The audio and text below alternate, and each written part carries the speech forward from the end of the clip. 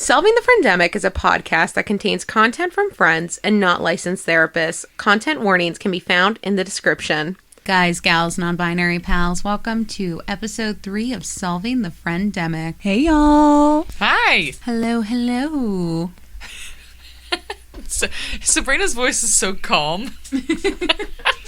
I know, it's like very ASMR, like, welcome. Welcome to the podcast. Whereas I feel like mine is like a pressure cooker ready to just go off. Internally, that's how I always feel, like a pressure cooker. But on the outside, it's like, hey, guys. So welcome and thank you for tuning in for episode 3. We want to thank everybody for their support thus far. And we were so excited to see the social media getting used. Shout out to all of you who followed us. And we were excited to see a message from a listener. Hi, Michaela. She had asked if we would share our Enneagram types. Or is it Enneagram? I think it's Enneagram. Enneagram. Love it. We're not experts.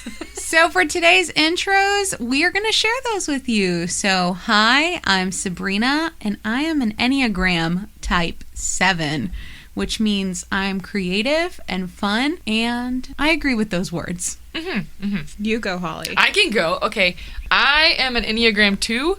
And I remember doing something with wings. You can do wing to the side of below or above your Enneagram. And so I think I'm a 2-wing 3, which is like the hosts. It's the 2s are really compassionate and they tend to take on a lot of things and like hold a lot of things. But they also like to be ambitious too. That's 3-wing, is there's more than just the compassionate worker. Like I'm a teacher, as I've shared before. The ambitious part of it is the wing 3. But I don't know. Who knows? I'm not. It's me, Holly. And hi, my name is Kristen, and my Enneagram is also a 2. I told you. I knew it. Bringing a lot of energy here because I said when you walked in this morning you were going to be a 2. But you want to know what the funny thing is. So my predominant wing is a 1. Oh. Yeah. Okay. That's cool. Yeah, so you're a 3, I'm a 1. Hey. But we're still 2, so we vibe. We vibe. But the thing that I really like about being a 2 is that we catch on to what others are communicating, but non-verbally. Mm-hmm. So we're just very intuitive with emotions and just understanding. Like, we don't have to bring it out of them. We just can know. Yeah. Yeah. I like that. Friends are not washcloths to be wrung out. Oh, that's a good analogy. You know, instead, friends are meant to be hugged. Yes. Right, go ahead, Sabrina. Cradled, nestled. I was just going to say it's interesting that you're both 2s, but you have different wings. I can't remember what my wings are, but I akin this to how there's like a March Aries versus an April Aries. Yeah. I would think it's pretty similar in as far as some of the stereotypes that can be brought on. Like I've heard like April Aries, and I say this as an April Aries, so please don't cancel me. Her birthday is coming up soon. It is. Yeah. Which today, Kristen, you have to say please don't cancel me, because on every episode, Holly has said one, I have said one, so it's your turn today. Please don't cancel me. Perfect. We have reasons to cancel Kristen today. Just wait, listeners. I'm fully kidding, but it is. No, honestly, I should probably just be locked up on timeout for a little bit. What I was going to say is there's a stereotype that April Aries are like not just fiery, but like angry. And you know what? I think it is true. I just internalize my anger a lot. And I mean, since you mentioned that you're an Aries, I'm a Capricorn. I don't know what you are, Holly. I know nothing about. Just think about the birthday parties that Philip and I have had and how much we love to be in front of people, which is not a good thing. We're Leos. We're both Leos. Yeah. Holly is an obvious Leo. You are an obvious Capricorn. I am loud and in front of people way too much. Philip and I like the sound of our voices and finding stupid things to share with other people and forcing them to do. Not forcing. We're not aggressive. People say two Leos aren't supposed to be together, but I think they're wrong. And my husband's Capricorn too. So doubles. So yeah, doubles. We're seeing doubles. Two Leo, two Capricorn, two mermaid goats. You know what's funny? Chris and I are a week apart in 1 year, so we must all be near our husbands' birthdays. We're all near our husband's birthdays. Yeah. But his birthday cuts off right at Taurus. Okay. So an Aries and a Taurus. It's an interesting mix, but in a good way. So usually we talk about what we're vibing with this week, and we are all vibing with Freddi Fish. Yes. It is a nostalgic game, and you may have noticed that we've been talking a lot about nostalgia on this podcast, and that's because one of the strongest ways to connect with somebody is if you have a shared nostalgic connection. So let's talk a little bit about why are we vibing with Freddi Fish this week? So we have been talking again, like what Sabrina said about nostalgia, and Sabrina wanted to share something with us that she found nostalgia with, and Kristen also knew what Freddi Fish was. I did not. So in this case, I got to be experiencing something I had never experienced before, which was really, really fun. I enjoyed it a lot. But we got to stream, which was fun too. And me and Kristen had never been on a stream before, on a Twitch stream. I'm going to sound like a boomer here as I try to describe it because, what did I call it earlier? I said it was I said Steam. Stream. I said like Steam, like the online gaming platform. Which you weren't wrong. No. I mean, Steam is also another platform. To give a little bit of context, I am a Twitch streamer. And if you'd like to see me get verified on there, I would love if you'd follow me at Ethereal Mermaid Valkyrie. If you're a gamer and you like all things gaming, I play a lot of RPGs on there. So come on down. Yeah, that's cool. Yeah, so that's why we are vibing with Freddi Fish, because we got to play that today. It was really fun. Yeah. For some reason, we are on a nostalgia kick, and so we are just going to flow with that for a bit. And I say flow because water. Fishies. Little fishies. Because they flow right through the stream. Oh my. And we all have different backgrounds as far as gaming, not only with video games, but just in general with growing up. We all have different definitions of what it is to have a game night with family. So can you guys share a little bit about what game night looked like for you in your homes? Yeah, so I'll go ahead and start. With my family, we were predominantly a tabletop game family. So we played Monopoly, Sorry, Uno, and then with my husband, now that is still very a predominant thing that we like to do. Although I will say my family is very much like the Stratego, Blockus, but he knows a lot more of the niche kind of games. So like we're currently playing Azul, which is a really cool game. But, he's also much more into D&D. Oh, yes. Yeah.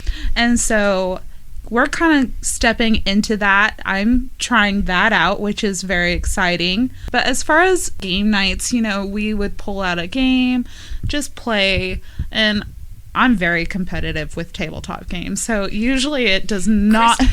Kristen's side for, competitiveness comes out strong sometimes in games, and I love it, Kristen.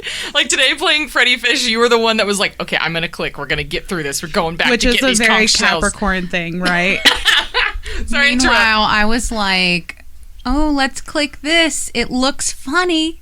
I want to explore and see all the things. Did we miss any sound effects? Very different gaming vibes. Yes. Great. For my family, we grew up playing some different board games and things, like Mousetrap was really fun, but I would play more of those games when friends would come over. So it was more of a thing of like, oh, we have more friends over, let's play with friends, and then my mom and dad would join sometimes, just because growing up, like, my younger sister does have an intellectual disability, so like Uno she didn't care about playing Uno. Like, she wanted to watch TV and laugh about things like that together, and we did more of that than necessarily playing games and stuff. But I got a GameCube, I remember, when I was younger, and I loved GameCube. Oh my gosh. So I played, all the Mario games, Mario Kart, Mario Party. I played Fairly Odd Parents. I That did game? too. Yes. That was my favorite. That and Rugrats. Yes, those were so fun. So I remember playing those. I had a DS as well. I had like Nintendogs. I love Nintendogs. Yes. I'm a very much like casual gamer. Yeah, I had the Shrek game. Oh, Shrek Party? Yes. Yes, I played Shrek Party. Me and my friend Jennifer growing up played that all the time. Shrek Party was so fun. Yeah, but like, I mean, the only gaming console I had in my house was a PS2 and Frogger. We had this one game that, hey, hey, hey, hey, oh, pretty mom, whoop, whoop. I mean, I literally cannot tell you the game. My dad bought this Walmart pack of 3 games, and it was like this Sea-Doo jet ski game, Frogger, and then this like driving game. I want to know what the singing was from. If you know what this game is, please let us know. Yeah, please let me know. Yeah, I want to know too. What about you, Sabrina? So, for me, gaming is very specific to who I was with in my family. So, my parents are huge nerds. They met in a comic book store. They love anime. So, that's where I get it from. And I remember being like 2 and seeing my parents play X-Men.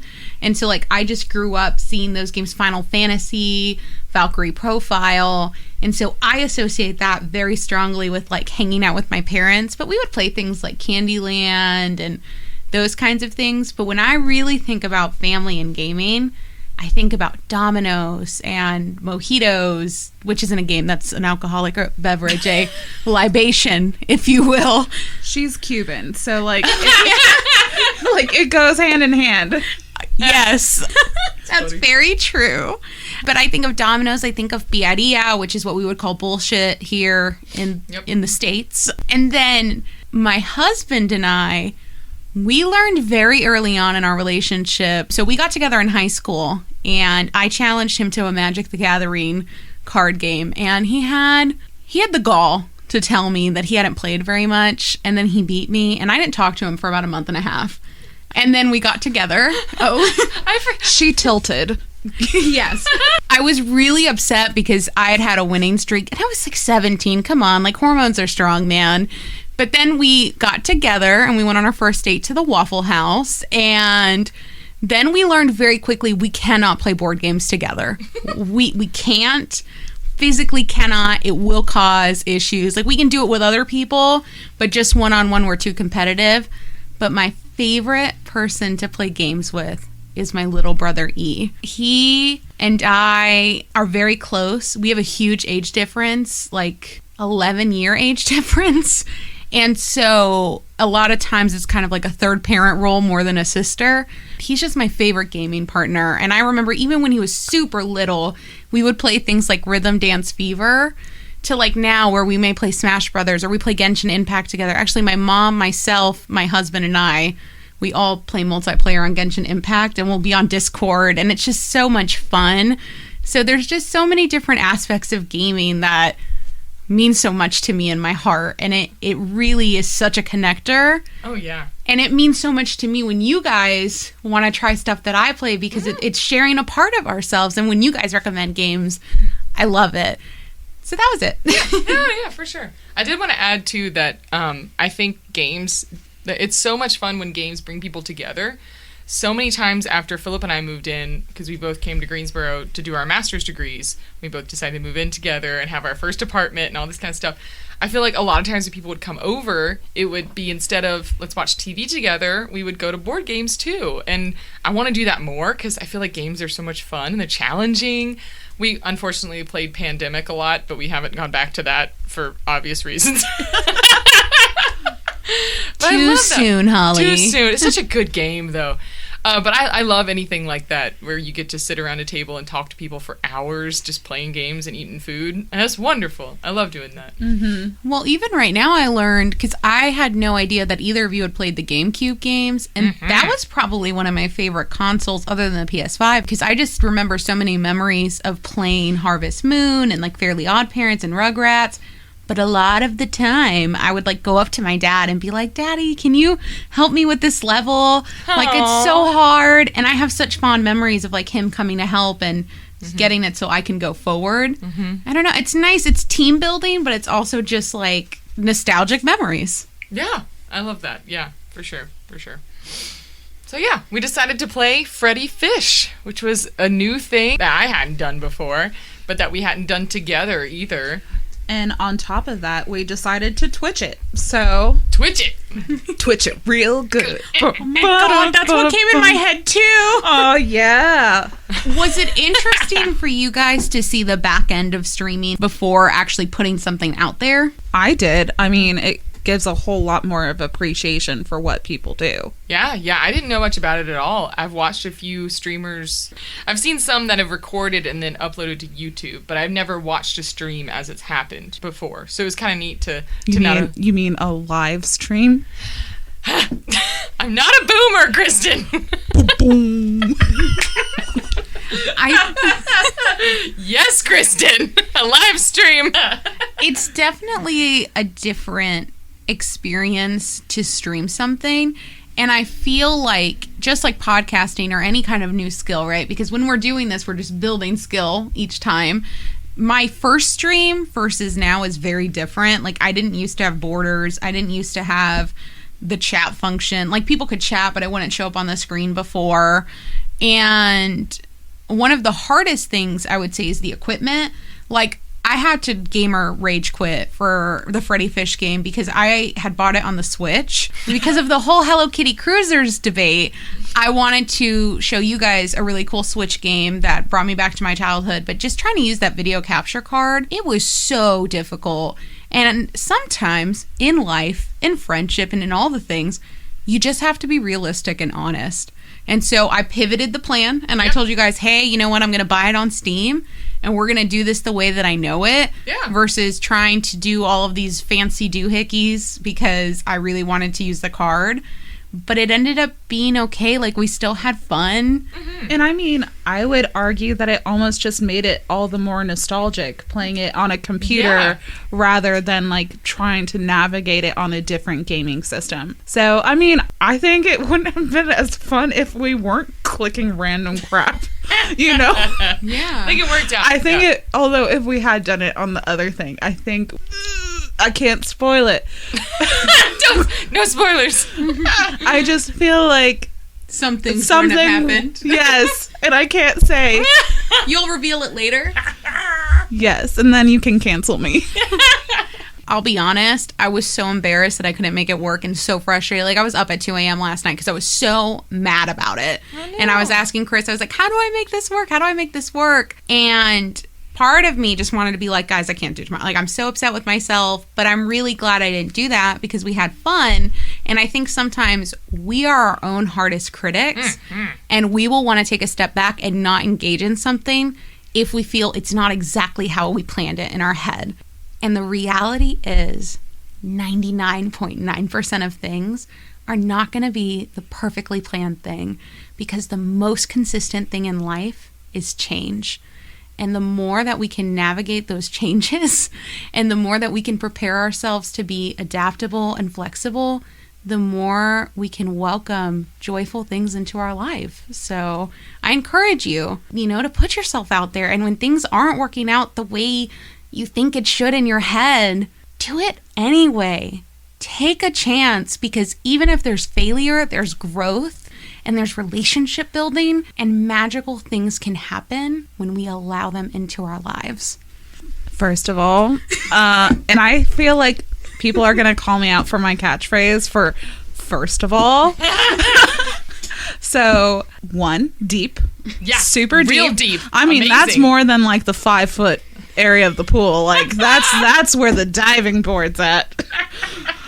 But I want to bounce off of that because you came in so collected and you're just like, hey guys, it's not going to work the way we want it, but I want to go on the other side of friendship with that. Like, you were honest with us, which is totally okay. And I do know that because Holly and I are just so flexible, like, we probably wouldn't have been bothered anyways. Mm-hmm. But I want to say for those who like a disruption in plans, and, if that's harder for you to do, like, being a friend is also being flexible and seeing your friends' needs and just adjusting to them. Mm-hmm. I know it's hard when you hit a speed bump and it could be like they can't make it out that night. okay, that doesn't mean they're necessarily a bad friend. It's like maybe you need to adjust your plans and meet them where they're at. So that's another side of that little friendship coin nugget right there. And also, I mean, just kudos for being here and like helping us put it together. And just like, again, I'm so impressed. And I love how you jumped into this topic with Freddi Fish, because like for me, I was joking saying it was out of my comfort zone to do it. But I mean, I could get on a computer and click around, like no big deal. But getting yourself to take a step back, realize, okay, you know what? I'm just going to not worry about this. It's going to be fine. I'm still going to go and have fun. That's really hard. So kudos for doing hard things. Good job.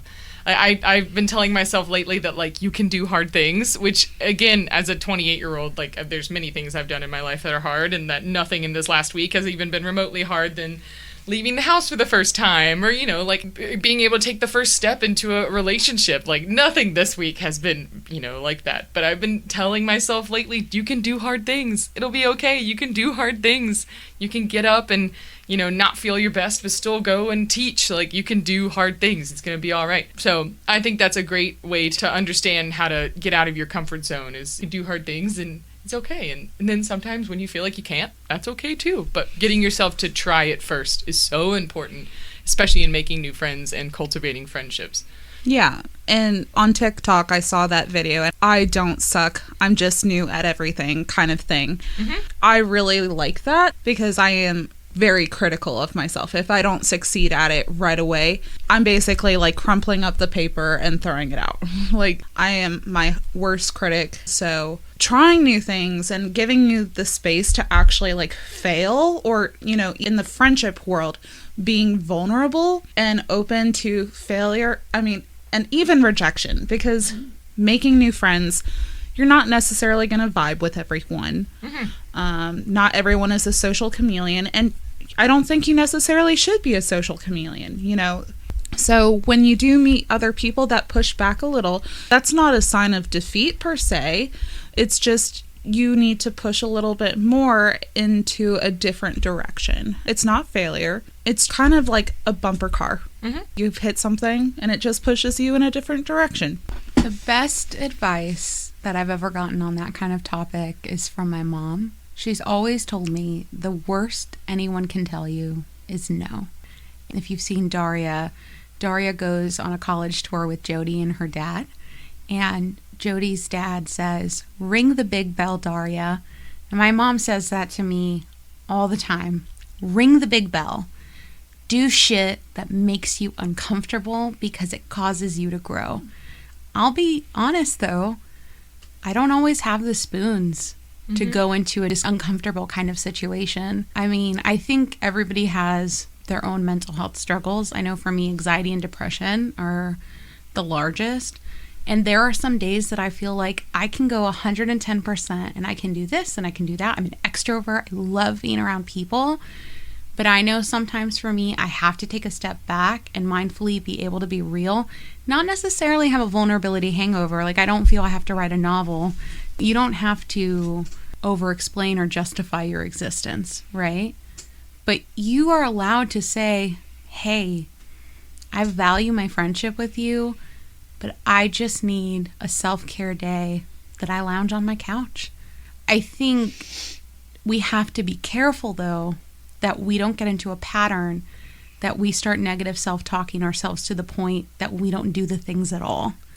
It is one thing to recharge.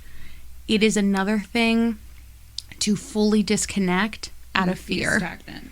And to be stagnant. I know, and we've talked about this off mic before, that I go through periods where my depression is so strong that I just go reclusive. And I don't write people. I don't talk to people because I've been going on. I get to the point of burnout, and then I get to a place that I'm like, oh, I'm not perfect. I didn't do this thing perfectly. I have really strong perfectionism, and I'll go into a zone that I'm like, we need to do this. We need to do that. I'm going to take care of all of it. Don't even worry about it. And I'll go.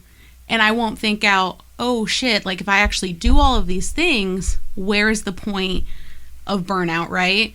But the difference between the past and now is that I have two people that realize that, and they'll automatically go, hey, I'm going to cover this thing, or I'm going to cover this thing, or they'll have real talks with me and be like, okay, but, comma, like, what are we going to do about this? And like, how can we realistically look at this thing? And they temper me in that way. Whereas, like, I think I bring out the best in you guys, too, because I'll be like, we're going to do crazy shit, guys. Buckle your seatbelts. Let's do it. Yeah, and I mean, that trait that you just described of yourself is one thing that I truly love about you. Although it's kind of like, you don't want to get too close to the sun, you know? You love the sun, but you just don't. We want to preserve you. We want to, like, love you. And I think that's, yes, a 2 trait. Back to the Enneagram. Meanwhile, my 7 ass is like, we're doing this. We're going all We're doing that. We're going to have a brand. Everybody be ready for us. Honestly, I think 2 2s around a 7. It's a good mix. Yeah. Perfect mix. Yeah. Do you mind if I jump in? Yeah, Kristen? please jump. Trampoline. I'm jumping in. What is it? I'm diving in. I'm going deep. You don't know that song? No, but I'm vibing. All my like background of Christianity is coming out this episode because Enneagram is actually based in like Christian measures of like usually like youth groups do it and things like that. Like if you go into it, it's from what I understand, I could be wrong. It's based in a Christian company, Enneagram. So I didn't know that. Yeah. I knew the spiritual gifts test. Is that adjacent to that? I don't know that one.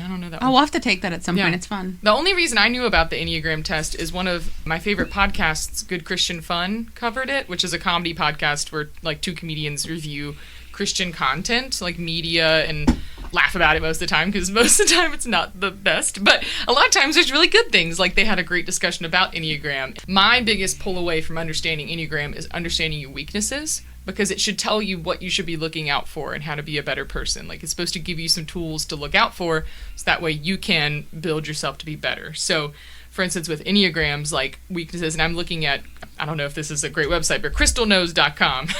But my Enneagram, the 2 wing 3, has a tendency to be overly like obsessive over stuff and cannot acknowledge my own needs because I'm so excited about all the other things I want to do. And that's where I see my burnout. So like completely I've been trying to look out for things like that. Taking criticism personally, which I don't do as much. I've gotten really, really, really, really better about that. But I like to have praise, and that's one of the Enneagram 2 types. So then when you don't get praise, it's like, oh no, like you're telling me I did something bad. What did I do wrong? And then you like have to like overcorrect 15 times. And I've done that many times where I've had to like I overcorrect something that wasn't really that bad to begin with. Or criticizing yourself when you're under pressure. So that's why I was thinking what you were saying, Sabrina, about being so hard on yourself to do certain things and get out when like you were trying to fix this stuff with Freddi Fish. I've totally been there with trying to, I've been so hard on myself when it really wasn't that big of a deal, and just, have fun doing what you love and getting out there. And it can be really hard. And when you don't have enough spoons to try it, knowing how to say, okay, I've done lots of things that are hard. I've gotten out of my comfort zone, but here's my day so I can recharge, so I can do other things and get out of my comfort zone. We are by no means saying that you should be doing stuff every night and meeting people every night and like burning yourself out over and over and over again. By no means. No. No. Everything with a grain of salt. But definitely just challenge yourself in small bits. Friendship and interacting with people is a muscle that you have to work out. You don't want to necessarily start off with a marathon because your body's not prepared for it. So, maybe treat it a little bit more like yoga. You're stretching out your muscles, you're stretching out your limbs. Just small bursts at first. Mm-hmm. Yeah, and just until you're comfortable with it, Yeah, completely. And I, again, am no expert in this, but one of the best examples I can think of is I did have my first experience with someone that I know dying in the last couple months, and I've shared on the podcast before, I'm a teacher, and so I had a student pass away, and it was extremely hard because not only was it my first, understanding of mourning and grief, but it was a child, which was very sad, even though we saw some health concerns coming and things like that. However, I remember like trying to figure out, okay, how am I going to deal with this? How am I going to take that stretch every once in a while to get myself back out there and get up and teach every day and look at kids and have kids ask about it and like see family for Christmas and like do all the things that I really wanted to do, but also realizing like probably need to step back and not do this today, or hey, this week I'm going to focus on just having fun in math. Like, what can I do in my math block that's really fun? I'm going to focus on that. And the other ones aren't going to be perfect, but I'm going to start stretching and taking that first step and getting out of my comfort zone to get back into the thing that I love. Because, I mean, it sucked. Like, there's no better way to explain it. It just sucked. And I was trying to work through it, but getting out of my comfort zone was a part that I contextualized of it, as well as therapy, which was extremely helpful. So you're right. Don't do it all at once. There's no reason why you should have to do it all at once. No one is perfect the first time, or the second or third or fourth. No one is really perfect at all. But you have to take the step to try things. Yeah. Another thing that I have learned and really embraced as an adult, the big segue of quantity over quality. Mm-hmm. And so really investing your time in friendships that will last it's not about necessarily benefiting you. That's not your only goal from a friendship. But you're looking at people who truly just value you as you are, rather than just people who are only there for a good time, Mm-hmm. So a way to mentally prepare yourself for that is just one really good friend makes a big difference. Oh, yeah. Mm-hmm. And I know I am truly blessed to have you two in my lives as my closest friends. And, there's still people, I still have a lot of friends, and I love all of them very dearly. Mm-hmm. But I know that losing friends and, even if your number gets smaller, I am holding on to 2 diamonds. And so you guys are in my little lockbox that I get to visit once a week at the bank and just polish up. Go. So you know what? I feel like I'm wealthy. Speaking of you two dynamite diamond ladies and myself, let's get into Freddi Fish. Yeah, I love how Freddi Fish has brought out all of these super deep feelings from all of us. Deep feelings or deep sea feelings? That's right. But, deep sea. Yeah, let's talk about Freddi Fish. I loved it. I thought it was fun. I think kids would really love it. I think it's perfect for exploring, but it's also simple enough that you don't feel like you're overwhelmed. It was really, really fun. I'm sorry. My brain is just mentally regurgitating, and it's I'm mentally dry heaving over here. Why? I was overwhelmed, and I know it's my competitive nature, and I did say this in the stream. Playing at the age of 27, some parts of it were a little humbling. Yeah. Yes. So, sorry.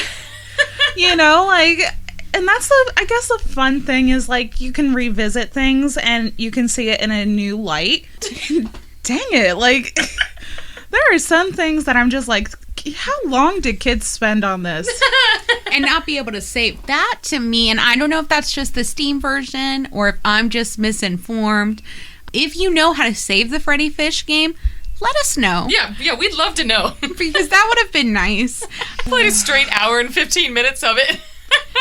But I will say, so the premise, if you haven't played Freddi Fish before, he and his bestie, what is his name again, the best friend?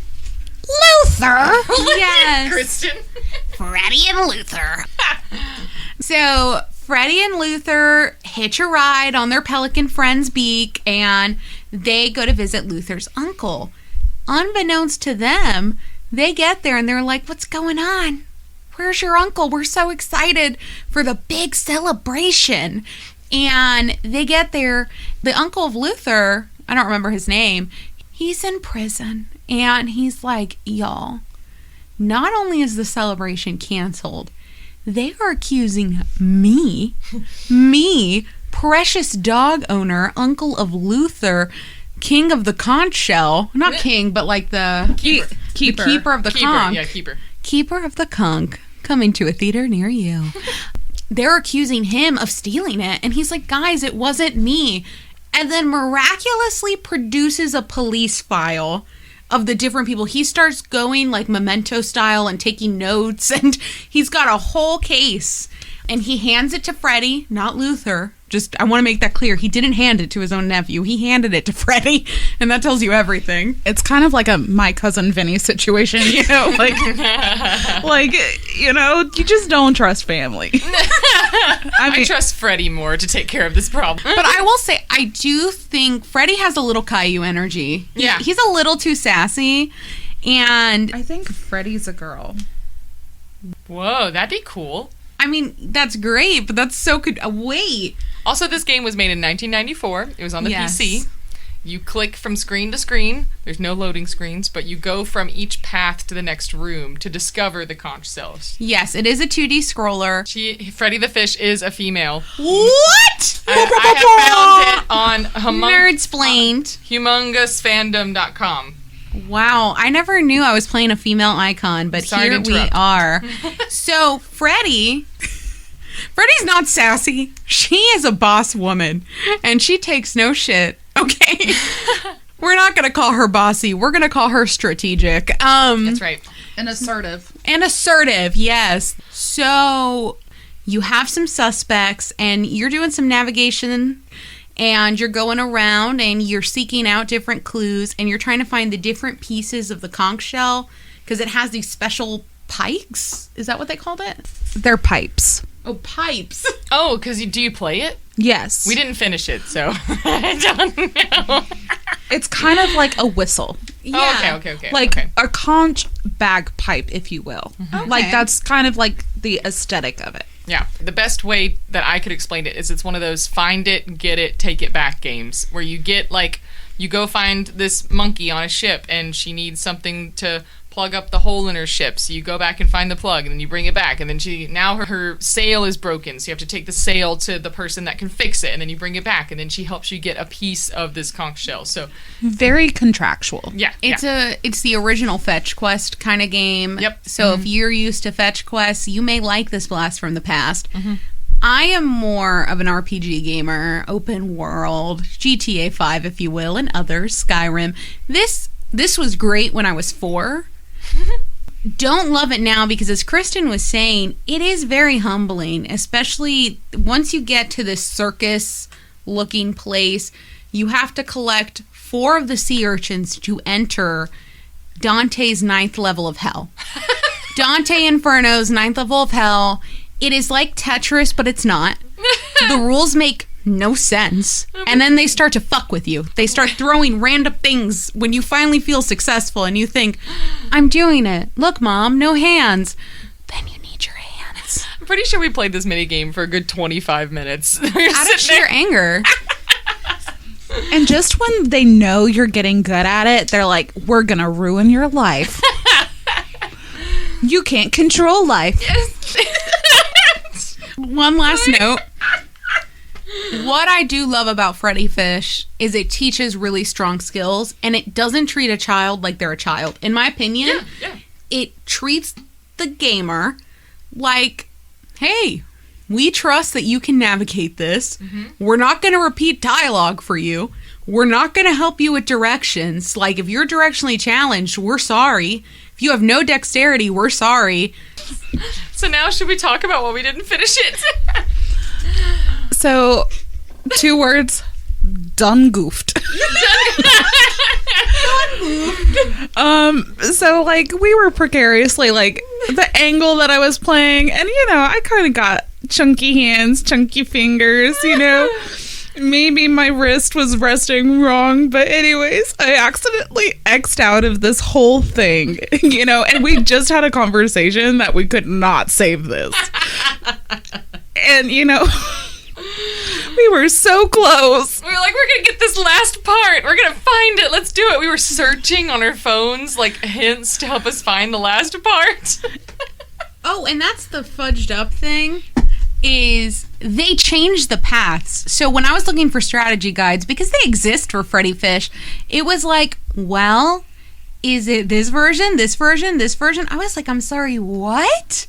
They literally changed the game every time, which is nice for a $6.99 game. I mean, you can play a lot, but dang. Yeah. This game was top tier. Mm-hmm. So I ruined it. No, you enhanced it. You know that And that's really hard for me to say. You know, I'm so grateful that you guys are just gracious and loving and patient with me because, you know, if it had been one of y'all on the other side and had an exit, my competitiveness would have been like, flip this table, tilt, you know. I don't think you guys have truly seen the extent of like my competitiveness. No, I've only seen small parts in like video games or like card games or something we played. It started coming out the time that we had the Halloween party and you were playing Sushi Go. Yeah, I was like, this is a new side of Kristen. I love we it. Just unlocked. Like, I am scary. So, you know, if we want to play games, I just literally have to mentally prepare myself to be in, like, no, you don't want to see. I do. You don't want to see me red panda. I do. No, you don't. I mean, Holly, do you not want it? Oh, I'm ready. I for want it it 100%. Let's And play I'm Monopoly. competitive, Let's too. go. No, Uno's faster paced. Yes, Uno would be fun. Skip-Bo. Have you guys played Skip-Bo? No. Skip-Go's fun. I played that. You would like Skip-Bo. So, if you're interested in seeing us actually play the game, one thing I'll mention is we always have bloopers at the end of the episode. So if you didn't know that, go back to episode 1 and 2. They were really funny, but I'm biased, right? So what I'm going to do for this episode is take some sound clips of us playing, and I'll put some of those in our blooper reel. If you're interested in watching us play the whole thing, I'll see about getting a link and uploading it to the Facebook. I don't know if I can upload all of it to the Instagram. I think it would exceed, but I might try to get some clips. But definitely check out our Facebook page and let us know if you want to see it. And if you want us to do more Twitch things, what would you like to see us play? Do you want to see us play a tabletop game? Do you want to see us play more video games? We're really interested in knowing what you guys want. Or even, like, if you want us to try, like, an RPG together, like, something manageable. You know, I know D&D is quite extensive. Yeah. But if you know any easier game that's similar to that construct, we'd be more than open. Listen, my Tiefling Druid is ready anytime, any place. Doesn't just have to be games. It could be an experience. If you want to see us do yoga with goats, that's something I'm doing with my mom today and I'm really excited about. Or if you want us to go to a llama winery, or if you want us to just do some kind of activity that's outside of all of our comfort zones, we're definitely willing to talk to each other about the things within reason, peeps. Yeah. It's going to be really fun to try more things and to get out of our comfort zone, just like we talked about. So I'm ready to do something that I haven't done before. Same. So I'm excited. Yep. I would love to. I will do my best to try something new. That's right, Kristen. That's right. Yeah. So as much as we want to hear from you guys about things we should do, we want to encourage you guys to get out of your comfort zone. So let's talk about some tips for how we get out of our comfort zones. I always just take the first step. Honestly, that's the hardest part. Like, if you're worried about trying a new skill, meeting new people, going to a new place, just getting in the car, do that first and see how it goes. I personally get really comfortable with the idea that I could fail. You know? Yeah. And tricking my brain from, like, almost desensitizing it to the word failure and making it more like I just need to retry. So if I don't succeed, try again. And, you know, if it's a matter of, like, an area that you're uncomfortable with, you know, scope out the area. If you have issues with, like, sensory, you know, maybe if they suggest one thing that may be just a little bit too much, you know, don't necessarily decline it, but maybe offer, you know, and just be transparent. Like, this is something that I would feel a little bit more comfortable about. And being okay about establishing some boundaries, you know. But trying new things is just about the word try. Mm-hmm. Mm-hmm. You can't try if you don't try. Mm-hmm. Mm-hmm. I know that's, like, really stupid. No, it's not. No, it's not. I get it, yeah. I know for me, right in that vein, is cutting down on negative self-talk and negative automatic negative thoughts, because I think especially when it's about ourselves, like we were talking about earlier, you can be your harshest critic and you can talk yourself out of really awesome experiences. And so I've noticed by using more positive affirming language, like, I'm going to have a great day today, and just manifesting my day, it does make a difference. It sounds like hogwash, but I've noticed a difference from it. And being able to acclimate what level of change can you handle that day. Like, if you know you've got some big work stuff going on and you're trying to do XYZ, that's already a lot going on. You might not want to try something super brand new, but you could change up your dinner. You could order something different from your favorite takeout place. Or sometimes when I'm low energy, but I want to be around people, I love the Clubhouse app. It's something that we've started using. And it's cool because there's no camera. So you're not like, oh, I've got to put makeup on, or I have to brush my hair, or I have to do this. You can just be in your comfiest clothes. Or hell, if you are on something with camera, be comfy. I don't know. That's just my vibe. But I do love makeup too. But I love the Clubhouse app because you can enter a room with some of the most interesting people and have real conversation with them from your couch and build relationships. So I think it's all about finding things that work for that day, for that week, for that month, but challenge yourselves in ways that feel good and in ways that just are a little different. I believe in you. We all believe in you, and we want to hear about those experiences. You don't have to share, but at least do it for yourself. Yeah. And so I just would like to encourage you guys going forward, and it's not even just like you have to start today, but just be kinder to yourself. Like, start off with that. Be kinder, be more gracious, give yourself the space to just exist. Just enjoy the moments, find the little things, but just enjoy being your most authentic self. And once you're happy with yourself, you're going to attract people who are drawn to you for that. Yeah. But we love you. You are beautiful people.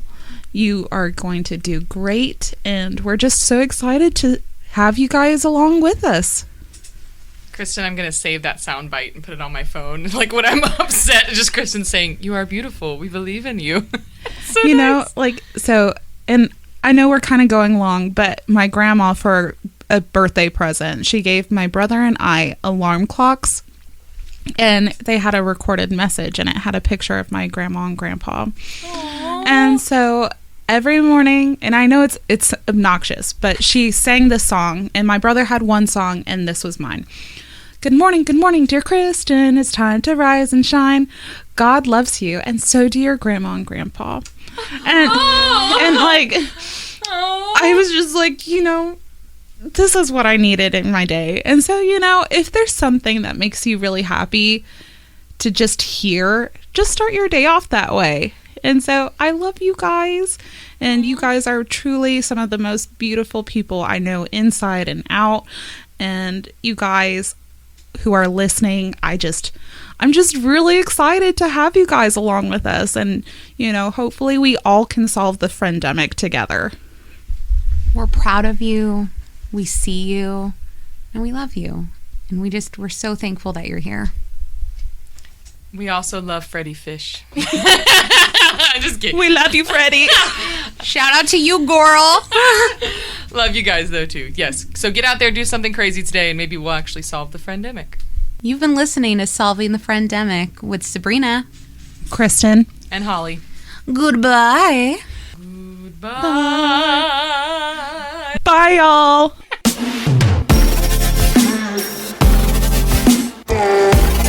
Welcome to the outtakes. Solving the Friendemic. Let's play some Freddi Fish.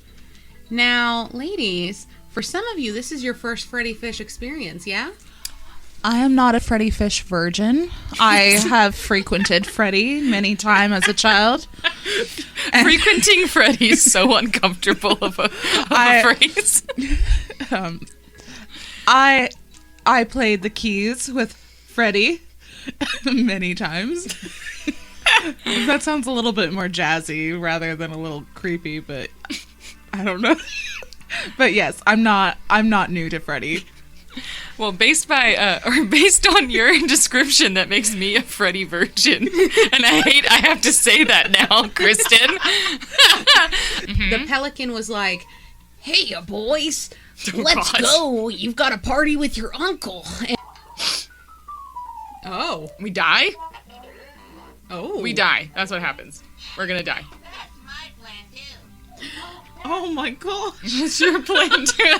Louder. Won't make him understand you. Thank you, Freddi. Wow, Freddi just served Luther and said, "Stop being xenophobic immediately." He has been served. Oh. Ooh, maybe there's urchins here. Yep, there you go. Freddi, it's just wait. Well, don't worry, Magenta. That's such a dunk. Like, she's like, no, you actually did a great job ripping my sail. Okay. So now she needs a sail. And a banana. So we got to repair this with the guy, Yeah, the fabric guy. the tailor. Yep. This is a lot of organization to remember to do. Yeah. It's fun though. I like it. Are you okay? What you just did literally was a mental sound effect for what my brain was going through. So I'm so glad that came out, because that is exactly what I pictured my mind saying. I started choking on coffee. I was like, I really thought, is this how it ends? The Freddi Fish game? And that's only my third near-life experience. Very Von Trapp. Yes. Thank you. Yes, Sound of Music. Yes. You have to say bye, too. Oh, I forgot how to say. I was just so enraptured with like Holly's goodbye. I was like, yeah. Right, how do I stop this?